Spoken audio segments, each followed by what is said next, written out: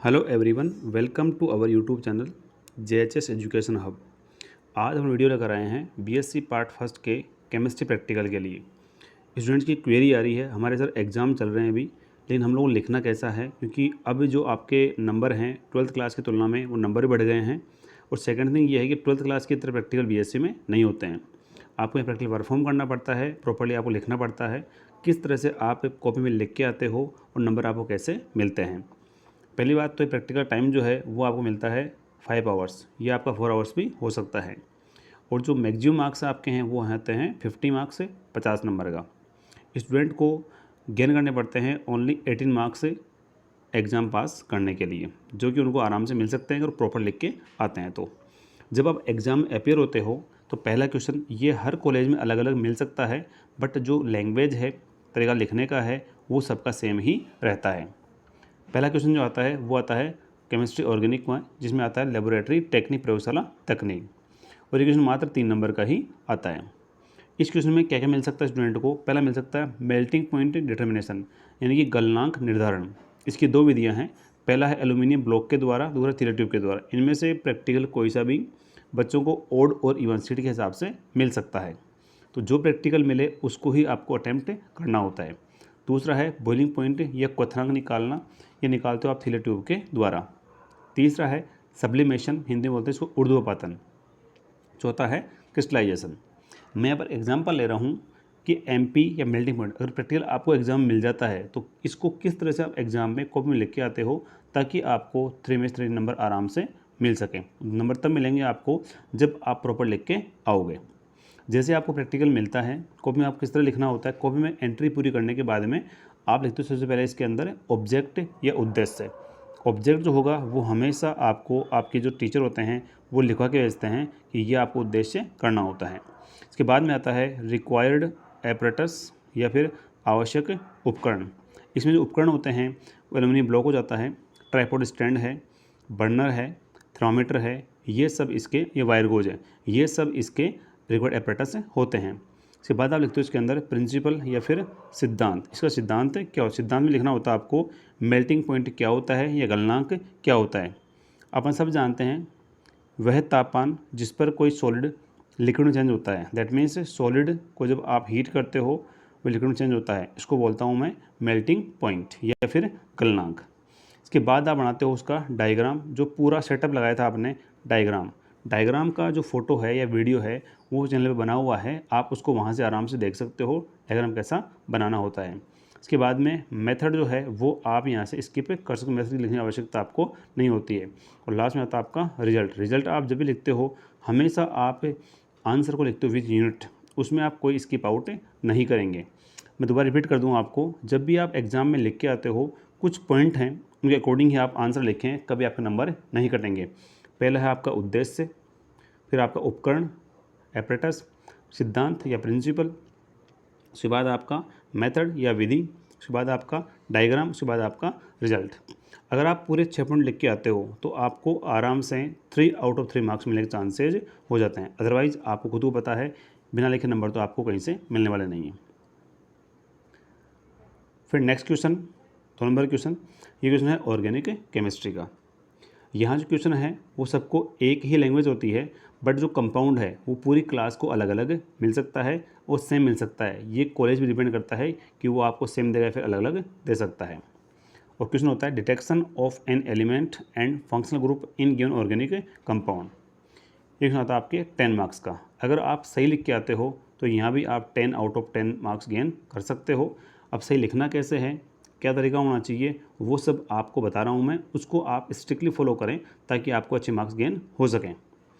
सबसे पहले तो आपको इसमें दिया गया है कि आपको एलिमेंट निकालना होता है, दैट इज़ नाइट्रोजन एलिमेंट। उसके बाद निकालना होता है आपको फंक्शनल ग्रुप या क्रियात्मक समूह। क्रियात्मक समूह क्या होता है, इसके रिगार्डिंग कौन से क्वेश्चन पूछे जा सकते हैं आपको, ये सारे वीडियो चैनल पे अपलोडेड हैं, आप वहाँ से पढ़ के जाएँ ताकि आपका वाइवा ख़राब नहीं हो, क्योंकि वाइवा का बड़ा इंपॉर्टेंस होता है। अपन बात करते हैं कि जब कंपाउंड आपको मिल जाता है ऑर्गेनिक केमिस्ट्री का, उसको आप कॉपी में लिखते कैसे हो या उसको स्टार्ट आप कैसे करते हो। कंपाउंड मिलने के बाद में तरीका नंबर पहला जो होता है आपका वो होता है सेम वही ऑब्जेक्ट, जो कि हमेशा आपको लिखा हुआ मिलेगा, जो ऊपर मैंने लिख के आपको दे दिया है। उसके बाद आते हैं इसके 5 प्राइमरी टेस्ट। प्रारंभिक परीक्षण। पहला आपका होता है फिजिकल स्टेट, भौतिक अवस्था। अगर कंपाउंड आपको पुड़िया मिला हुआ है, ठोस है, तो आप यहाँ लिखते हो सॉलिड। अगर कंपाउंड आपको मिलता है टेस्ट ट्यूब में, तो वो आपको लिक्विड फॉर्म में या द्रव अवस्था में मिल सकता है। दूसरा आता है आपको यहाँ पर कलर, जो भी कलर कंपाउंड का होता है वो यहाँ पर आप देख के आराम से लिख सकते हो। तीसरा होता है ऑर्डर या गंध।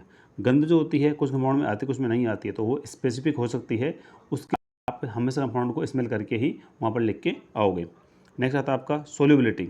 जब कंपाउंड को आप टेस्ट ट्यूब में घोलते हो पानी के अंदर, अगर वो नॉर्मल टैप वाटर में घुल जाता है तो यहाँ आप लिखते हो सोल्यूबल इन कोल्ड वाटर, या टैप वाटर में या सामान्य जल में घुलनशील। ठंडे जल में नहीं घुलता है तो आप टेस्ट ट्यूब को गर्म कर सकते हो, गर्म में घुल जाए तो आप लिखते हो गर्म जल में विलयशील या घुलनशील। दोनों में नहीं घुलता है तो आप लिख के आते हो जल में अविलय। इसके बाद में आप करते हो यहाँ पर कंपाउंड के लिए लिटमस टेस्ट, लिटमस परीक्षण। जब कंपाउंड को पानी में आपने घोल लिया था, लिटमस टेस्ट आप परफॉर्म करते हो। सपोज को लिटमस दो प्रकार के होते हैं, एक आपका रेड होता है और एक आपका ब्लू होता है। लिटमस के दो प्रकार आपको ढंग से पता है। इसका जो टेस्ट है वो चैनल पे शॉर्ट्स में डाला हुआ है, किस प्रकार से आप चेक करते हो एसिडिक और बेसिक को। सपोज करो कंपाउंड आप डिप किया, रेड से वो हो जाता है ब्लू, तो कंपाउंड कहलाते हैं आपके बेसिक। यहाँ से एक आइडिया लग जाता है आपको कि बेसिक फंक्शनल ग्रुप केवल आपका एक है, दैट इज़ एमिनो। यहाँ से आइडिया लग जाएगा आपको। अब आप बिना एन टेस्ट करे भी कंपाउंड तक आराम से पहुँच सकते हो। लेकिन इसका रिवर्स बोलता हूँ मैं।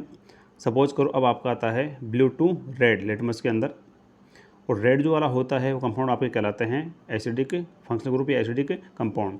ऐसे दो ही ग्रुप हैं आपके पास में, पहला है कार्बोक्सिलिक और दूसरा है फिनोलिक। ये दोनों आपके ग्रुप एसिडिक होते हैं। इस प्रकार से आप खुद ही कह सकते हो लिटमस टेस्ट कितना इंपॉर्टेंट टेस्ट होता है, जो आप प्राइमरी टेस्ट में ही पता लगा लेते हो कि अब जो कंपाउंड आपको दिया हुआ है वो क्या हो सकता है और क्या नहीं हो सकता है।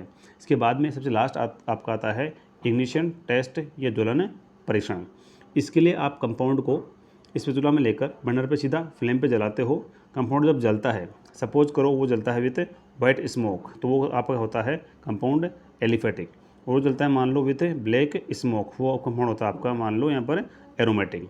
जो भी आप लिख के आओगे एलिफेटिक कंपाउंड है या एरोमेटिक कंपाउंड है, ये सब आपको एग्जाम में प्रॉपर्ली लिख के आना होता है कि कंपाउंड क्यों एलिफेटिक, कंपाउंड आपका क्यों एरोमेटिक होता है। जो भी आप आंसर लिखते हो उस आंसर को आपको प्रॉपर्ली यहाँ पर लिखना होता है विथ रीजन, ताकि एग्जामिनर आपसे पूछे तो उसको आप आराम से आंसर कर सको। जैसे आपने प्राइमरी टेस्ट पूरे कर लिए, इसके बाद में आप बनाते हो उसके लिए पूरी ऑब्जर्वेशन टेबल। उस टेबल के अंदर आपके प्रॉपर्ली 3 कॉलम आराम से आप जनरेट कर सकते हो। कॉलम नंबर पहला आपका होता है यहाँ पर एक्सपेरिमेंट या प्रयोग, दूसरा होता है आपका ऑब्जर्वेशन या परीक्षण, तीसरा आपका होता है इन्फेरेंस या फिर निष्कर्ष। सबसे पहला आप यहाँ नंबर 1 डालते हो और यहाँ आप लिखते हो एन टेस्ट या नाइट्रोजन का टेस्ट। उसके लिए आप LS बनाते हो, उसमें आप FeSO4 डालते हो, उसको आप हीट करते हो, ठंडा करते हो। जो प्रोसेस आपको बताया हुआ चैनल के ऊपर उसके अकॉर्डिंग आप पूरा परफॉर्म करते हो। और लास्ट में अगर मान लो ब्लू या ग्रीन कलर आता है तो उसमें आपका N क्या होता है, प्रेजेंट। अगर N प्रेजेंट होता है तो केवल 3 ग्रुप हो सकते हैं, नाइट्रो, एमिनो और एमिडो। और N एब्सेंट है तो फिर सारे ग्रुप इसमें इसके अलावा हो सकते हैं। इसके बाद आप करते हो इसके अंदर नंबर 2 पे फंक्शनल ग्रुप टेस्ट या क्रियात्मक समूह का परीक्षण। उसके लिए भी आप कंपाउंड को लेके टेस्ट बॉइलिंग ट्यूब में या टेस्ट ट्यूब में जो भी रिएजेंट बताया होता है उसमें आप डालते हो, और जो भी कंपाउंड के अकॉर्डिंग टेस्ट आप परफॉर्म कराए गए हैं एक सीरीज में, उस तरह से आप परफॉर्म करते हो। और जो टेस्ट लगाने होते हैं वो लगाते हो। अगर प्रेजेंट आए तो प्रेजेंट, नहीं एब्सेंट आए तो एब्सेंट, आप लिखते हुए चलते हो और लास्ट में बता देते हो आप कि ये वाला ग्रुप इसमें प्रेजेंट है। अगेन रिपीट कर दूँ आपको मैं, प्राइमरी टेस्ट अगर आप ढंग से कर लेते हो तो फंक्शनल ग्रुप निकालना बहुत ही आसान हो जाता है। दूसरी बात ये है, फंक्शनल ग्रुप के लिए कम से कम आप 2 टेस्ट लिख के आओगे। पहला टेस्ट होता है एक डाउट के रूप में कि ऐसा हो सकता है, और जो टेस्ट नंबर 2 जो होता है वो होता है फॉर इट्स कन्फर्मेशन कि हाँ ये कंपाउंड में ये वाला ग्रुप है, निश्चित है और हमने इसको निकाल लिया है। जब आप 2 टेस्ट लिख देते हो फिर टेबल पूरी आप क्लोज कर देते हो। उसके बाद आता है रिजल्ट या फिर परिणाम। रिजल्ट आप जब भी करते हो एज पर ऑब्जेक्ट रिजल्ट हमेशा लिखा होता है। ऑब्जेक्ट में आपको दिया गया था डिटेक्शन ऑफ एन एलिमेंट, यहाँ पर आप लिखते हो कि दिए गए कार्बनिक पदार्थ में एलिमेंट नाइट्रोजन प्रेजेंट है तो आप लिखते हो उपस्थित है, और एब्सेंट आप लिखते हो अनुपस्थित है। उसके बाद में अगला आपका जो टॉपिक है वो आता है फंक्शनल ग्रुप का डिटेक्शन। जो फंक्शनल ग्रुप या क्रियात्मक समूह आप निकालते हो उसको आप यहाँ लिख के आते हो। रिजल्ट में दोनों चीज़ लिख के आओगे तो अब आप आराम से कह सकते हो कि अब चांस हैं कि आपको यहाँ पर 10 आउट ऑफ 10 मार्क्स मिलने के चांसेज हो जाते हैं।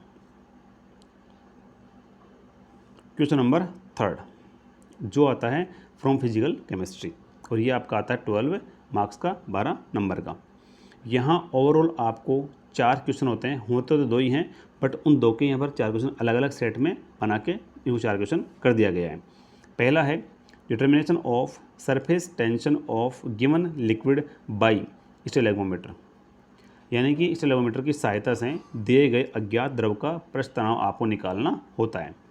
नंबर दूसरा है determine the percentage composition of given unknown liquid by stalagmometer, यानी कि स्टेलेगोमीटर की सहायता से दिए गए अज्ञात जो सॉल्यूशन होता है आपको उसका निकालना होता है प्रतिशत संगठन।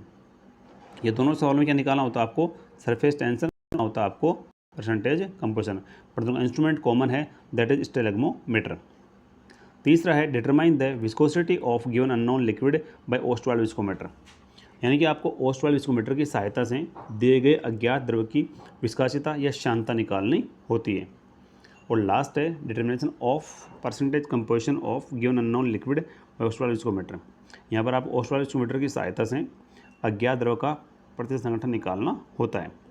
अब मैं पर एग्जाम्पल ले रहा हूँ एक कि किस प्रकार से आप परफॉर्म करते हो, किस प्रकार से आप एग्ज़ाम में लिख के आते हो।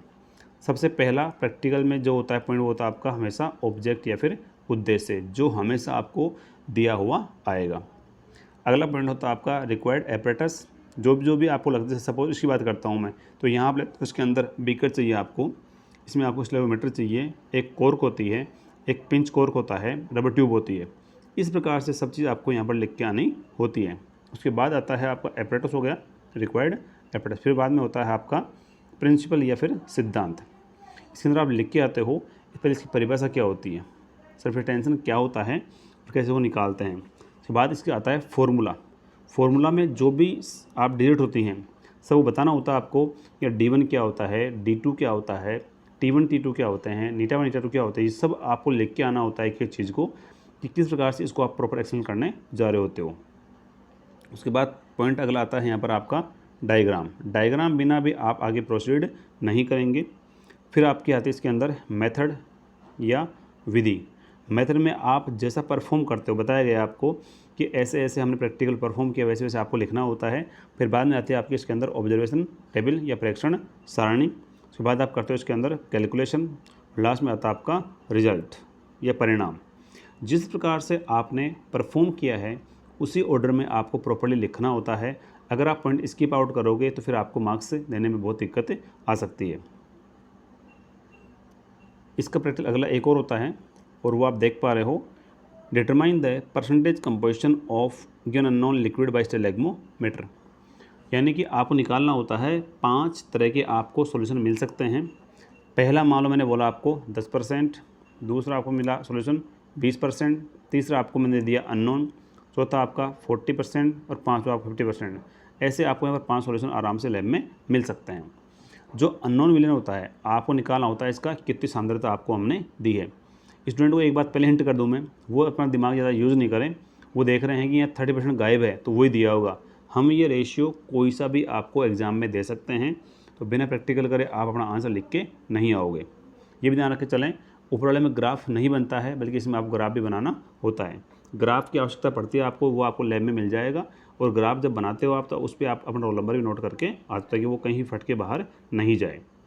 लिखने का तरीका जो होता है आपका वही है, उद्देश्य है, फिर उपकरण है, फिर सिद्धांत है, फिर विधि है। यहाँ पर आपके सामने कैलकुलेशन नहीं आती है, बट डायग्राम तो आपको यहाँ भी बनाना होता है। लास्ट में आपकी पूरी सारणी बनती है और लास्ट में आप ग्राफ बनाते हो and in the last result. इस प्रकार से पूरा आपको लिखना होता है।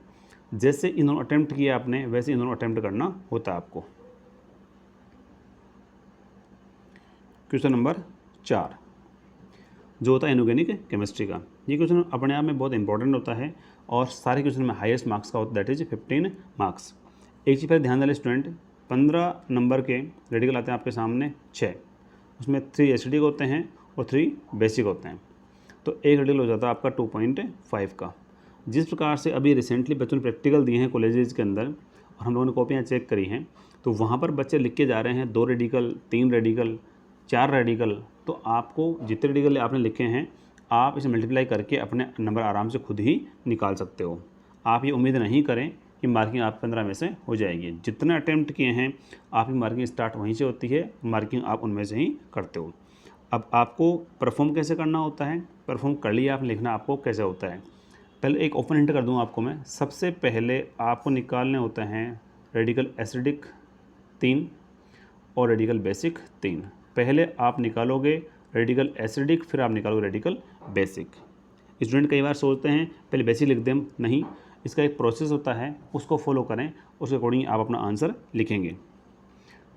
रेडिकल जब आप 3 एसिडिक निकाल लेते हो, उसके बाद में आप आते हो एक प्रेक्षण सारणी में या फिर टेबल के अंदर।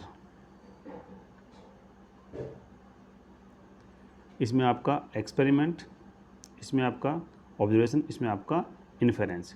पॉइंट नंबर 1, आप ये लिखते हो inorganic mixture plus dilute sulphuric acid. जो भी आपको यहाँ ऑब्जर्व होता है कि CO2 गैस बाहर निकलती है, H2 गैस बाहर निकल, जो भी होता है, आप इसको यहाँ लिखते हो दुर्बल अम्लीय समूह उपस्थित, सल्फाइट या कार्बोनेट हो सकते हैं। पहला जो टेस्ट होता है वो आप करते हो ओनली डाउट करते हो कि ये हो सकता है। अगला जो टेस्ट लगाओगे आप, उसके लिए आप कन्फर्मेटिव टेस्ट लगाते हो, उसके बाद आप लिखते हो कि कार्बोनेट निश्चित है। स्टूडेंट एक बात ध्यान रखे चलेंगे, जिस प्रकार से मैंने आपको बताया है कि पहले आप करते हो फॉर वीक एसिडिक ग्रुप दुर्बल अम्लीय समूह के लिए, अगर वो रेडिकल एब्सेंट होते हैं तो यहाँ आप लिखते हो कोई क्रिया नहीं होती है। फिर नंबर 2 पे आप लिखते हो कंसनट्रेट सल्फ्यूरिक एसिड के लिए सेम तरीका होता है, inorganic mixer plus concentrate sulphuric acid. कोई क्रिया होती तो आगे लिखते हो, क्रिया नहीं होती तो आप आगे लिख देते हो कि ये वाला प्रबल समूह उपस्थित है या फिर प्रबल समूह अनुपस्थित है। जो भी आपको ऑब्जर्व होता है उसको आराम से यहाँ पे आप लिख सकते हो। जब तक आप रेडिकल 3 एसिडिक नहीं निकाल लेते हो, तब तक आपको आगे बढ़ना नहीं होता है। स्टूडेंट गलती क्या करते हैं, यहाँ पर रेडिकल 1 लिखा, 2 लिखे, वो 3 नहीं लिखते हैं। मैं आपको फिर कह रहा हूँ मैं, अगर आपको मार्क्स गेन करने हैं तो आप रेडिकल 3 एसिडिक और 3 बेसिक लिख के ही जाओगे। जब रेडिकल 3 एसिडिक आप लिख देते हो, उसके बाद दोबारा आप वही बनाते हो टेबल, और टेबल में आप वापस वही 3 कॉलम बनाते हो। फिर आप करते हो इसमें स्टार्ट रेडिकल बेसिक, ये आपका एक्सपेरिमेंट, ऑब्जर्वेशन और ये आपका इन्फेरेंस। यहाँ भी आप तरीका उस तरह से करते हो सेम। पहले आप करोगे 0 ग्रुप के लिए, यानी मिक्सर प्लस NaOH।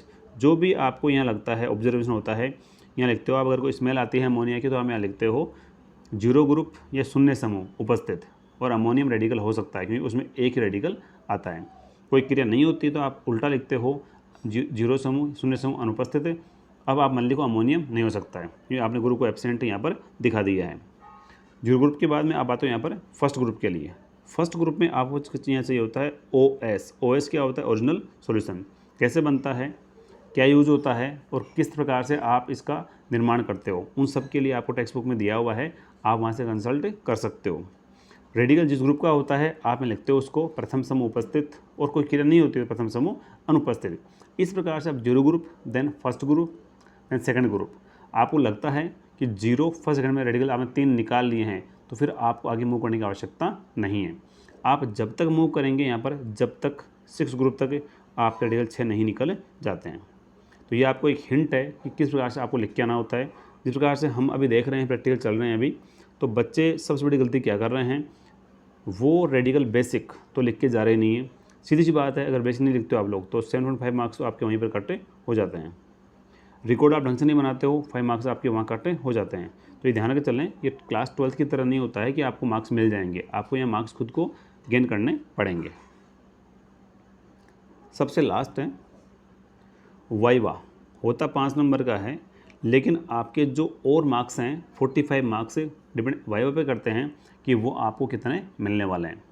वाइवा का सबसे बेस्ट हिंट क्या होता है कि एक तो वीडियो चैनल पे डाल दिया मैंने कल परसों में, आप ढंग से पढ़ के जाएं कि कौन कौन से क्वेश्चन आपको एग्जाम में एग्जामिनर पूछ सकता है। आप जब आंसर करते हो, पहले आप क्वेश्चन को सुनो आराम से, क्वेश्चन आपको क्या पूछा गया, उसके बाद में आप अपना आंसर करेंगे। यह नहीं है कि मुझे नहीं आता या फिर मैंने कहाँ से कर, क्योंकि कॉपी में तो आपने लिखा हुआ है, फिर आपने कहाँ से किया, तो एग्जामिनर सब बातें आपसे पूछता है। आप जब वाइवा क्वेश्चन ढंग से आंसरिंग करते हो, वाइवा क्वेश्चन का एग्जामिनर थोड़ा इंप्रेस होता है और वो आपको आराम से मार्क्स यहाँ पर दे सकता है। नेक्स्ट है रिकॉर्ड। जो 5 मार्क्स का रिकॉर्ड में भी मैंने बता दिया आपको रिकॉर्ड फाइल कैसे बनानी होती है, उसका वीडियो चैनल में बना हुआ है। आप रिकॉर्ड ढंग से बनाएंगे, उसको पूरा ऊपर से कवर अप करके उसके ऊपर अपने कॉलेज का नाम है, खुद का नाम है, फादर्स नेम है, रोल नंबर है, बैच नंबर, ये सब आप वहाँ लिख के ले जाते हो ताकि इसका एक अच्छा इंप्रेशन होता है। और स्टूडेंट एक बात और ध्यान रख के चलें, अभी जो रिसेंटली बच्चे क्या कर रहे हैं, रिकॉर्ड किसी और का भी ला रहे हैं, ये कर रहे हैं, तो थोड़ा सा अवेयर रखें, आप अपना काम करें, क्योंकि कोई भी टीचर अगर आपको पकड़ता है तो फिर आपके लिए वो चीज़ नुकसानदायक हो जाती है। अब जब आप प्रिपरेशन कर लेते हो, ये बताएगा, आप पहले बता चुका आपको मैं, टोटल मार्क्स 50 होते हैं, आप इस प्रकार से आपका टोटल मार्क्स डिस्ट्रीब्यूशन होता है। अगर इसके अलावा और भी स्टूडेंट कोई क्वेरी होती है, आपको और कोई बात पूछनी होती है, तो आप बिल्कुल फ्री हैं, अपने आप कमेंट जो भी होते हैं वो अपने कमेंट बॉक्स में डाल सकते हो ताकि उस पर वीडियो आराम से मैं बना सकूँ।